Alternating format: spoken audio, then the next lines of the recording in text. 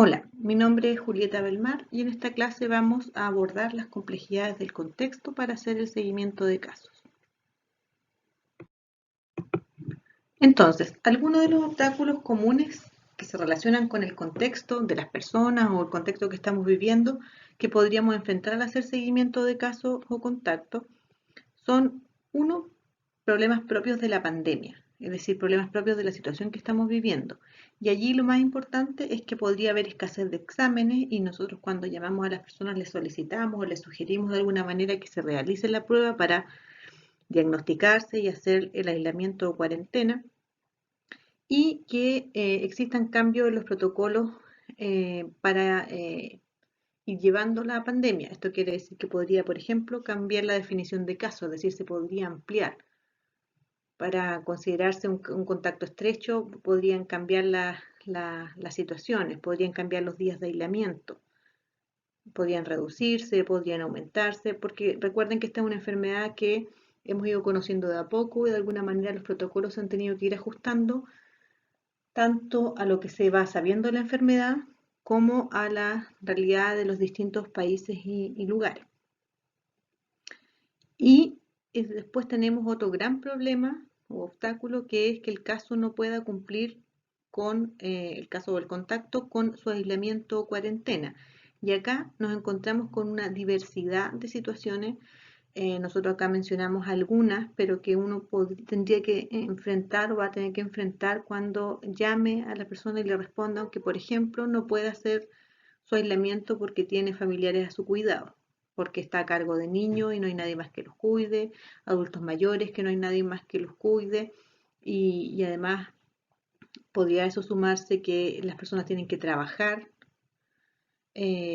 y puede ocurrir dos cosas. Por ejemplo, las personas que trabajan como independientes, que no pueden, que si no trabajan en el día, un vendedor ambulante, una persona que cuida auto, etcétera, que si no trabaja en el día no tiene dinero, o personas que son contratadas, pero su jefe no les permite quedarse en casa, tienen que gestionar una licencia y eso también implica algunas dificultades. También podría existir falta de espacio para cumplir con el aislamiento o la cuarentena. Por ejemplo, las personas que tienen que cumplir aislamiento y que viven 5 o 6 personas en una habitación, en un dormitorio. ¿Cómo hacen el aislamiento? Hay personas que tienen ciertos riesgos en su hogar, por ejemplo, las personas que viven violencia intrafamiliar, que viven con una persona con consumo de alcohol, con consumo de drogas y que sin duda que permanecer en la casa va a ser difícil o puede representar ciertos riesgos. Y hay personas que van a comentarles que pueden hacer su cuarentena, pueden hacer su alimento, pero en su aislamiento, pero en el momento tienen que ir a comprar alimentos, no han ido hace varios días a comprar, no tienen, viven solos, o les hacen falta algunos medicamentos y va a haber que lidiar con esas situaciones. Bueno, acá vamos a revisar algunas prácticas, buenas prácticas para enfrentar los problemas relacionados con el contexto. Hay que tener claridad que estos problemas pueden ser muy diversos, muy difíciles de solucionar y que lo que ustedes tienen que hacer es poder ayudar a que las personas busquen alguna solución, ofrecer lo que está disponible, pero que no necesariamente se va a poder solucionar todo. Entonces, en primer lugar, para poder enfrentar estos problemas y ofrecer de alguna manera algunas soluciones posibles, las personas que hacen el seguimiento tienen que estar informados sobre los recursos locales para el enfrentamiento, aislamiento y la cuarentena. A nivel nacional, pero sobre todo a nivel local, hay una serie de dispositivos que han ido aumentando con el tiempo que podrían facilitar resolver algunos problemas de alimentación, de residencia, etcétera, de espacio. Luego, otra cosa que hay que tener clara es que cuando nos enfrentemos a estos problemas, quien hace el seguimiento debe enfrentar la conversación con disposición a escuchar y a ayudar. Es decir, se entiende que una cosa es recopilar los datos para decirle a las personas que se queden aisladas o que hagan su cuarentena y recoger los datos, los síntomas, pero esa es una parte del trabajo. La otra es poder propiciar dentro de lo posible, que las personas hagan efectivamente su cuarentena y hagan efectivamente su aislamiento.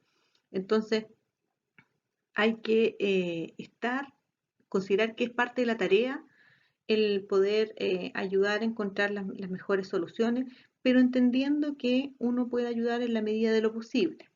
¿Sí? Que no hay solución para todas las cosas, que no podemos solucionar todo, y esto significa que entonces que no debemos omitir información, que debemos entregar todo lo que podamos entregar, pero tampoco hay que generar falsas expectativas y prometerle a la gente que vamos a poder solucionar algo que no está en nuestras manos porque no está disponible simplemente. Hay que identificar y comunicar entonces, una vez que ya estamos informados, que estamos dispuestos a ayudar, identificar y comunicar a las personas los recursos de la comunidad para enfrentar esos problemas. Por ejemplo, podríamos, si las personas no saben dónde tomarse una muestra, dónde se toman, dónde se están, si tuviéramos la información, dónde hay más facilidad de acceso, comentarles que existe la residencia sanitaria, informarles de cuáles son los requisitos, que existen casas de acogida o números de teléfono para denunciar violencia intrafamiliar, comedores, centros de salud más cercanos, etcétera, los recursos que existan. Y luego, en ese contexto, reflexionar en conjunto con el caso, con la persona que hemos llamado, para identificar las posibles soluciones. Acá es importante aprovechar el conocimiento que tiene el entrevistado y hacerle quizá recordar las posibles redes que tiene, sociales, familiares, porque una cosa es lo que se pueda disponer a nivel central y lo otro son las distintas iniciativas que se están realizando en las distintas comunas, en los distintos barrios, y a lo mejor las personas al recibir la noticia de que son un contacto o que tienen que aislarse o que tienen que hacer cuarentena, están nerviosos, no se les ocurre cómo solucionar, entonces la conversación con la persona que hace el seguimiento quizá pueden ayudar a encontrar algunas soluciones. También, como en todos los casos anteriores, se recomienda seguir el protocolo local y solicitar ayuda al supervisor si es necesario. ¿Qué pasa si el contacto, llamamos a un contacto, y el contacto es sintomático y exige una prueba? Primero hay que identificar algunos síntomas, preguntarle por sus síntomas, ver si esta persona está en algún grupo de riesgo, si es un adulto mayor, si es una persona que tiene muchas comorbilidades, que tiene, ¿no es cierto?, otras enfermedades que lo pudieran poner en riesgo. En segundo, hay que conversar con esta persona y evaluar la pertinencia de realizarse el examen de acuerdo al protocolo. Es decir, hoy día se recomienda hacerse el examen frente a determinados síntomas, ¿no es cierto? A lo mejor la persona puede tener síntomas, pero de otra cosa y a lo mejor no se relacionan con el COVID. Entonces hay que revisar que la persona esté teniendo una condición que, de acuerdo al protocolo, amerite tomarse el examen. Siempre hay que sugerir que contacte a un profesional de la salud en la medida de lo posible, independiente de la gravedad de los síntomas.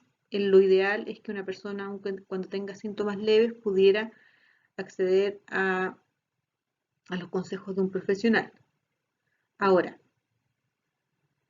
hay que lograr establecer que existen síntomas que son de alto riesgo que requieren buscar atención de manera urgente. Entonces hay que conversar sobre los síntomas posibles que pudieran enfrentar en el futuro, pero dejarles súper claro que frente a determinados síntomas como la dificultad respiratoria, el dolor torácico o la confusión, es necesario consultar de manera urgente.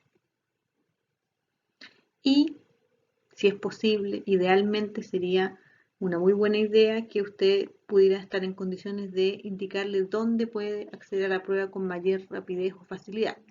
Esa es una información que no siempre está tan clara, pero si existiera esa posibilidad sería ideal para de alguna manera darle respuesta a su consulta. Entonces esto implica que le vamos a dar la información necesaria, tranquilidad si es que es necesario y las recomendaciones que corresponden. Entonces hemos terminado la clase de abordar las complejidades del contexto y agradecemos nuevamente a la Universidad de Johns Hopkins por poner a disposición las clases.